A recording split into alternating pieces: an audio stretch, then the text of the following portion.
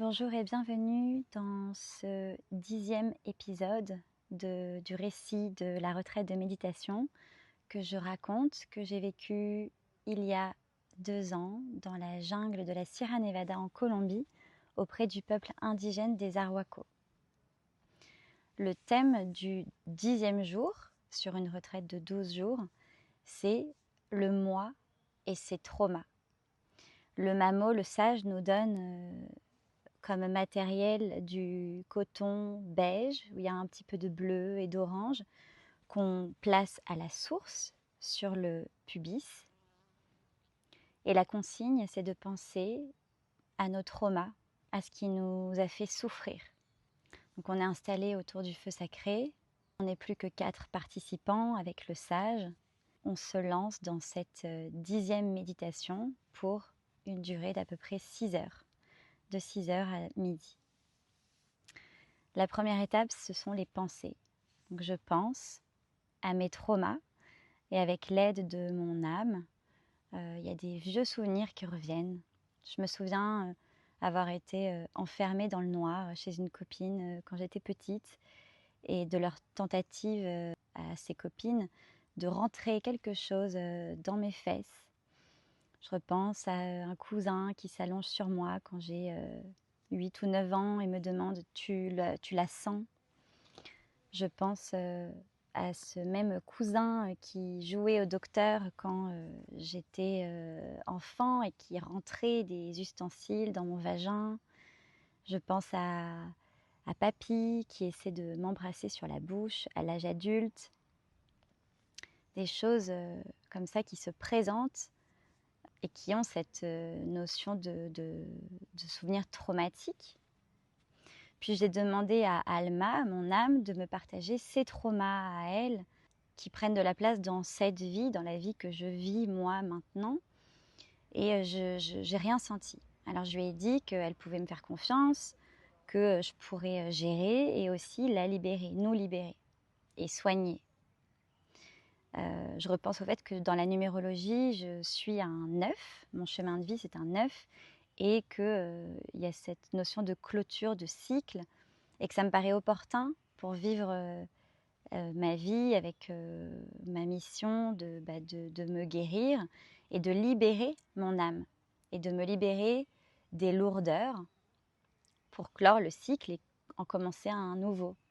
Et là, je vois 3 bonnes sœurs dans la forêt en train de quitter une table de pique-nique.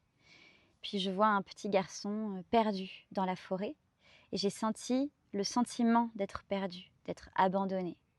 Les larmes chaudes ont ouvert les yeux sur leur passage à ce moment-là. Et le petit garçon a été élevé par les sœurs. Je me souviens que vient peut-être de là le vœu de célibat qu'une énergéticienne avait déjà vu dans mon premier soin énergétique, chamanique. Et j'ai demandé à Alma, mon âme, qu'elle me montre un autre trauma. J'ai senti que ce qu'elle avait à me montrer était très sombre. Donc, je lui ai dit, je reste là, je n'ouvrirai pas les yeux, je reste là et j'accueille. Et je veux voir, je veux comprendre et je veux libérer. Elle me montre, j'ai vu comme une arme, un grand pic. Ensuite, j'ai vu un bébé qui venait de naître. Et donc, c'était un assassinat. Je comprends ma difficulté à vivre, à être incarnée, qui est peut-être due à cet épisode-là.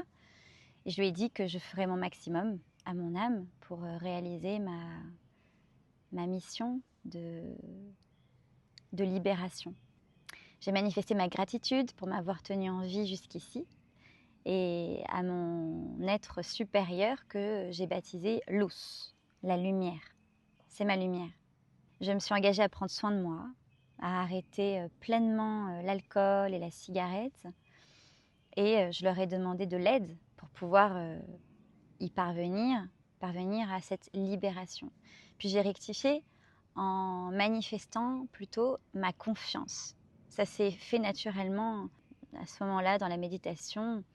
Les rectifications se font un peu toutes seules comme un ajustement, un équilibrage qui est de l'ordre de la justesse. Et donc je manifeste ma confiance. Je sais que ça va aller, que Je veux éblouir mon ego avec ma lumière intérieure, avec mon moi, mon véritable moi, mon moi profond, pas mon petit moi. Et j'ai versé une larme en sentant la tristesse de cet assassinat que je venais de voir. Donc là, c'était assez de trauma, et j'avais aussi en tête un trauma de violence conjugale dans une autre vie que j'avais déjà exploré. Donc j'ai demandé, qu'est-ce qui me fait mal dans ma vie? Les attentes. Les frustrations générées par mes attentes non comblées. J'ai des attentes parce que j'ai un vide émotionnel que j'essaie de remplir de l'extérieur et qui sont à l'origine de ma dépendance émotionnelle. Et la société ne m'aide pas puisqu'elle nous invite à trouver notre moitié. Elle nous encourage à croire qu'on ne peut pas être complet seul. Mais être avec une personne ou rester attachée même quand je suis plus amoureuse pour combler un vide, ça me paraît triste. Et derrière ce vide, il y a la peur d'être seule, de ne pas m'en sortir seule. Il y a l'autodévalorisation, l'ego. Et là, je note justement la présence de mon ego. En fait, je repense à quand je vais sortir de cette retraite de méditation, quand je vais reconnecter à la civilisation, la semaine qui va suivre, parce que je ne vais pas rester beaucoup plus longtemps dans la jungle. Et j'ai pensé à un selfie de moi dans la montagne, comme un souvenir pour marquer la fin de cette retraite et tout ce que j'ai pu, tout ce que ça m'a apporté, enrichi, changé. Et donc, en pensant à ce selfie, je pense à ma tête. L'ego, de nouveau, le petit moi, quelle tête je vais avoir. Et là, je me dis, ah, mais j'espère que j'aurai une tête différente. La tête de quand on voit qu'il y a quelque chose qui a changé à l'intérieur. Je me réponds à moi-même à l'intérieur. Je lui dis, en fait, non. Je n'ai pas besoin d'avoir une preuve visuelle que j'ai changé à l'intérieur. Je le sens que quelque chose est en train de changer. Je le sens et j'ai confiance. Donc peu importe la tête que j'aurai sur cette photo finale, que ça se voit ou non, que je suis peut-être plus épanouie ou non, peu importe. Là, je remets mon ego à sa place à ce moment-là. Et je me dis, je m'en fous. Je continue à juste être. Je me replonge dans ma méditation et je me demande à nouveau, qu'est-ce qui me fait souffrir? Il me vient que mon âme est triste de voir des âmes endormies. Endormies par l'ego des humains, par l'ego sociétal qui met les humains en compétition, qui s'impose et qui règne sur le royaume des âmes endormies. Et donc chacune se compare, se dévalorise, suit le chemin d'autrui sans questionner ses besoins propres. Parce que l'ego hiérarchise. Et si on a le malheur d'être conscient de sa valeur, on passe pour une personne prétentieuse. Mais non, c'est le propre de l'humilité, c'est de connaître sa valeur juste dans ses habiletés et dans ses limites. Me vient que l'humilité habite les âmes éveillées. Et je m'engage à rester dans la lumière et à éblouir activement et quotidiennement mon propre ego pour rester dans la lumière de mon cœur. Puis je continue. À nouveau, je me pose la question, qu'est-ce qui me fait souffrir? La peur d'oublier, qui me fait écrire tout. J'écris tout, tout le temps, partout. Je prends des photos tout le temps, partout. Et ça me sort du moment présent. Et quand je prends des photos, quand j'écris, c'est pour plus tard. Donc je me projette dans l'avenir, dans ce qui deviendra des souvenirs. Et je me prive de moments de fusion avec ce que je suis en train de vivre, ici et maintenant. Et comme c'est le moment des engagements, on arrive à la fin de la retraite de méditation et je sens assez naturellement que j'ai envie de m'engager envers moi-même pour que les choses changent pour de vrai. Maintenant que j'ai conscientisé des choses qui me font souffrir, je me dois de prendre des engagements. Donc je m'engage à prendre moins de photos, je m'engage à faire confiance en ma mémoire. Je me rappelle que tout revient. Et j'ai demandé une aide à Alma, mon âme, pour cerner davantage cette peur d'oublier. J'ai une vision de ballon qui s'envole et je l'interprète comme la peur de la disparition, de la mort. Je me souviens que c'est mon ego qui a peur de la mort, que mon âme, elle, ne peut pas mourir. Et je repense au fait que Soso, mon ami qui est sur place à la retraite, m'avait dit que toutes ces traces que je laisse quand j'écris, c'est la manifestation du sentiment d'inexistence. Et que toutes ces traces, elles me font exister. Je repense au fait que ça a résonné en moi. Aussi, je réalise que je ne fais pas confiance en ma capacité à me rappeler les choses. Pourtant, j'existe, j'ai ma mémoire, j'ai mon intuition, et maintenant j'ai les phares de mon âme, d'Alma, qui m'aident à me protéger de mon brouillard interne, qui m'aident à voir plus clair. Je me demande à nouveau, quoi d'autre me fait souffrir? Les souffrances générées par les humains dans le monde, la violence, les abus, la merde généralisée causée par l'ego collectif et individuel, le règne de la peur dans la normalisation inconsciente des moutons dans la brume. Et je remarque que ça me génère de la colère, en plus de la tristesse.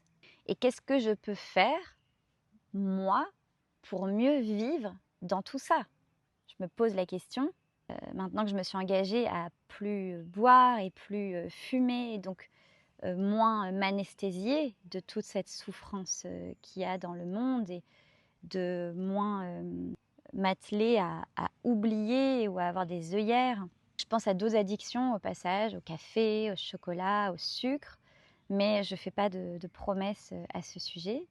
Et je me dis que je tâcherai quand même de réguler ces consommations-là. Sur ça, j'ai un minimum de contrôle sur ma vie, sur ma consommation. Et je m'engage à n'avoir d'attente que de ma part, sur les sujets sur lesquels je me suis engagée envers moi-même. Et que le reste, je m'en fous. Je veux me souvenir que ce qui ne dépend pas de moi, il faut pour mon bien-être que je m'en foute. Dans le sens que ma sur-empathie ne va plus me plonger dans la déprime et dans le cercle vicieux qui borde cette déprime dans un duvet qui est presque douillet. Alors quand je croise une personne qui a un comportement animé par son ego, je m'engage à faire en sorte que ça ne réveille pas le mien et que ça ne me crée pas de souffrance, que ce soit de la tristesse, de la colère, de la frustration, mais que je laisse les choses être et que j'essaye de rester posée et de ne pas souffrir de ça. Et à ce moment-là, ça me fait rire dans ma méditation parce que je me vois en France. Pendant la méditation, je suis en Colombie et je me revois d'un coup en France en train d'animer une manifestation dans les rues de Paris, une manifestation contre l'ego. Et j'entends ah bas l'ego, ah bas l'ego, ah bas l'ego. Et je ris seule dans ma méditation. Je trouve que l'idée, elle est révolutionnaire et je me dis pourquoi pas. Et que en vrai, tout ce que je peux faire, c'est mener mon projet à terme, réaliser mon rêve, partager avec les âmes qui le veulent. Et c'est ce que je vais faire avec ma maison, mon lopin de terre sacrée. C'est ce que j'imagine à ce moment-là, qui n'est toujours pas réalisé, qui est en cours de réflexion. Je ne sais pas vraiment où, je ne sais pas avec qui, je ne sais pas quand. Je me suis dit que je le ferais seule. Et en fait, je suis ouverte et je vis plus dans le présent, au jour le jour. Je me laisse guider parce que je sens que c'est mon fonctionnement, que les choses, quand elles viennent à moi, c'est là que ça me semble évident. Sur ce projet d'avoir un lopin de terre sacrée, je laisse le temps. Mais je me dis qu'un jour, ça arrivera. Je me pose à nouveau la question, quoi d'autre me fait souffrir? Mes frustrations de quand ça ne se passe pas comme je veux. Ça rejoint un peu les attentes. Mais comme je veux, c'est en gros quand ça se passe dans l'amour et la communication. Ça, c'est ce que je veux. Et c'est comme quand on me manque de respect ou qu'on me ferme une porte où il n'y a vraiment pas d'explication et que c'est brutal, ou que je sens l'impatience parfois chez une personne à qui je suis en train de parler. Je pense au fait que les gens peuvent être fatigués et avoir d'autres envies que de me parler, mais simplement qu'ils le disent, qu'on le dise, qu'il y ait plus de communication. Donc, je pense à ça et ça me fait souffrir. Le manque de communication, le manque d'amour, ce que je perçois comme un manque de communication et d'amour. Je pense à la peur de blesser, la peur de s'ouvrir, et qu'à moi, ça me donne l'impression, quand je sens pas l'amour et la communication, de pas être considérée et d'être perçue par l'autre comme inférieure, moins importante. Je pense au fait que l'ego hiérarchise et l'ego dévalorise. Et mon idéalisme, parce que je suis, je crois, idéaliste, est en soi une montagne d'attentes. Donc je conclus avec le fait que c'est à moi de contrôler mes projections et mes attentes. C'est tout. Arrive la deuxième étape de la matinée de méditation, qui est le nettoyage, la limpieza. On prend le petit bout de coton, on le divise en deux, on fait 9 petits bouts de coton d'un côté pour les 9 planètes du système, et on fait 9 petits tas de l'autre pour les 9 mois de gestation. On prend chaque petit tas dans nos poignées de main qu'on ferme, et on initie le mouvement circulaire au niveau de la poitrine pour commencer à nettoyer ces traumas auxquels on vient de penser, le moi et ses traumas. Donc je commence, je nettoie et je laisse venir. Je nettoie mon corps et mon âme des souffrances causées par autrui ou réveillées par autrui. Et par moi-même, avec mon ego avide de souffrance qui se nourrit de ma peur de la solitude, de ma faible auto-estime et qui me fait rejoindre l'ego collectif, de la détresse, de mon vide intérieur, de ma peur de mourir, de ne pas trouver ma place dans ce monde. Je m'engage à faire confiance en l'univers, en ma lumière, ma luz, mon être supérieur ou profond, en mon alma, mon âme, et en Marine, la petite et l'adulte. Je coupe le lien avec l'ancien amoureux. J'essaye, dans l'intention en tout cas. J'ai vu dans une autre vie qu'on vivait à la montagne, et que c'est peut-être pour ça aussi qu'on était si bien à deux dans la nature et que c'était familier. Mais que je n'en veux plus. En tout cas, j'ai l'intention de couper véritablement. Et avant d'aller prendre un bain à la rivière, sachant que le jour précédent, on n'avait pas pris de bain parce qu'on avait médité sur le thème de l'eau et que pour honorer l'eau, on n'avait pas été se baigner à la rivière. Et avant de prendre le bain, le mamo nous a invités à faire un nettoyage final et à nettoyer 7 organes. J'en ai noté que 6. Le cœur, la rate, les poumons, le cerveau, le ventre et la vulve.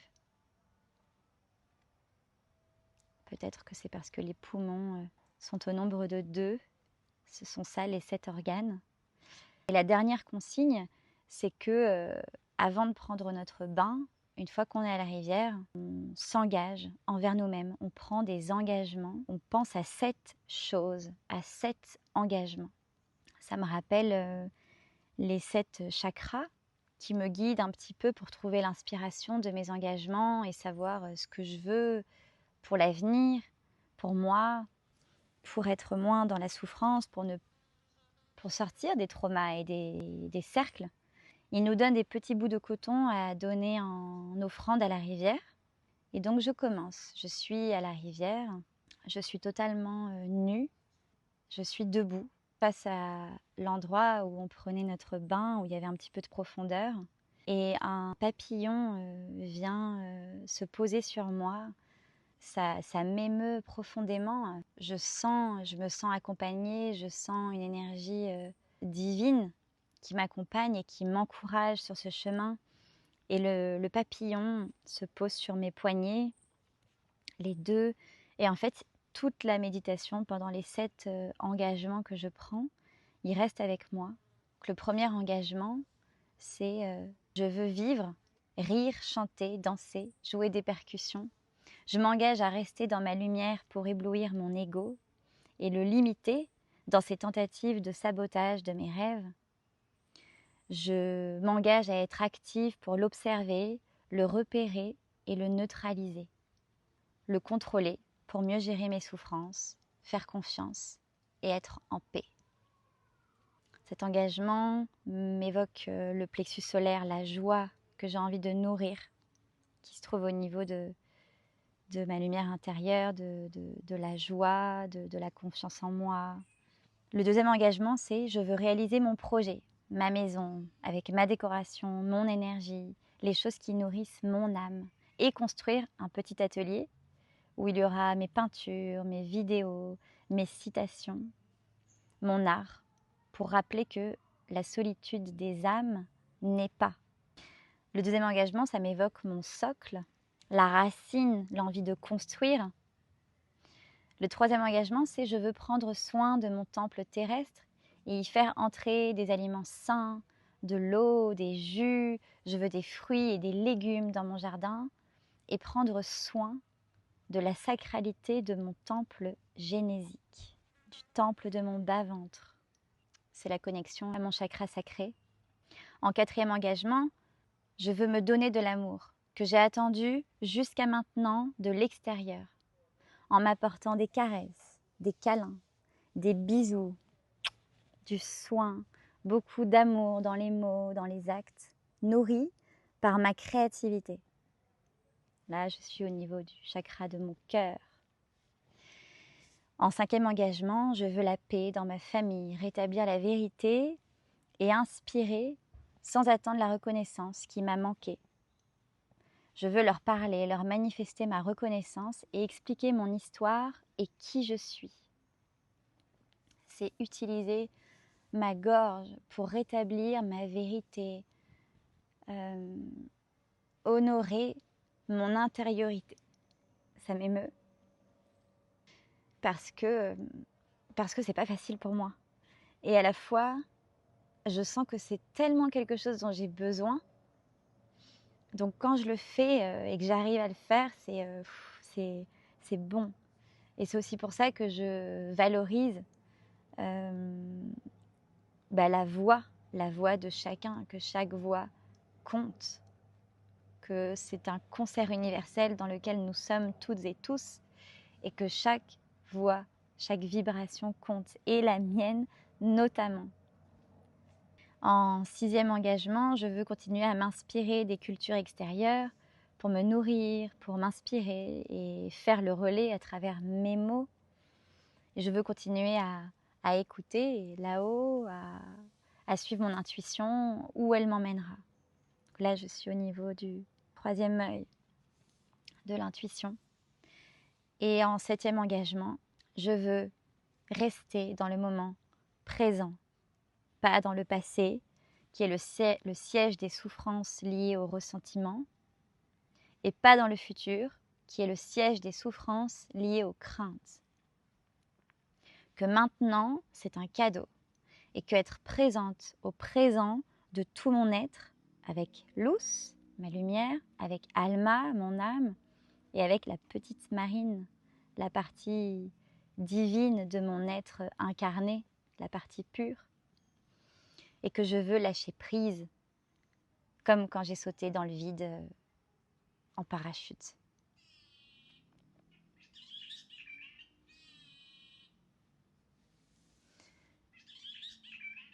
Et on est accompagné. Je suis actuellement dans une forêt dans le cirque de Sillaos, à La Réunion.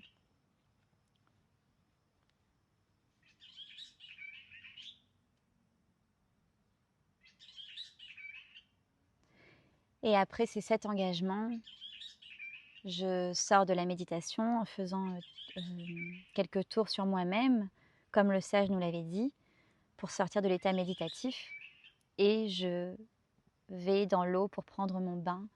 Et jusqu'au moment où je rentre dans l'eau, le papillon est avec moi et il s'envole au moment où j'entre dans l'eau. Et c'était un moment magique. C'est pour ça que j'ai commencé vraiment à parler de magie, pour parler de tout ce qui est divin. Parce que on nous apprend pas en Occident, en France, on m'a pas du tout appris que c'était normal, cette magie de la manifestation, de la présence divine. Donc, pour moi, c'est magique, comme si ça n'existait pas. Voilà pour ce 10e jour de la retraite de méditation.